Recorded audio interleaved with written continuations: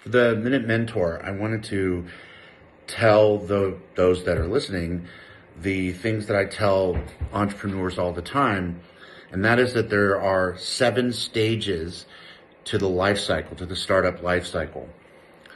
In the studies that I've done, it was really difficult to narrow down and create the startup life cycle because there is so much random information out there. So the stages are vision, product, go-to-market, standardization, optimization, growth, and exit. The reason why they're in that order, the first one is obvious, right? You have to have a vision and you have to validate that vision. The next one is you have to have your product and validate your product. That's like your go-to-market and all that stuff. Then you go into the actual go-to-market. This is where you've already validated your product market fit and you're getting into your go-to-market. You've already done some testing and you're going for it. Up to here, people seem to agree. Where people seem to get lost after that is the idea of standardization. What I mean by standardization is where you create simple, very simple, in layman's terms, plain speak, the way that the business and its departments should be run through best practices.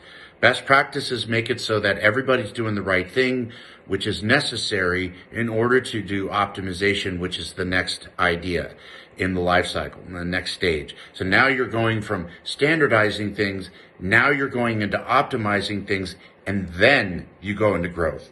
Otherwise, which is something that a lot of the VCs and private equity do, is they send you straight from go-to-market into growth. A lot of companies put themselves out of business because they haven't standardized, so they haven't created ways to optimize operations to make it so that you scale up. And this is where you get economies of scale. You head into growth. If you haven't figured that stuff out, then you're making the problem worse. By growing, you're growing the problem, and that creates a lot of substantial problems for you. It could put you out of business. I've almost gone out of business by growing. I've seen a lot of other businesses go out of business through growth because they haven't done standardization, and therefore they haven't done optimization, and therefore they haven't done economies of scale. And then after growth, you can move into your exit. I hope this was helpful.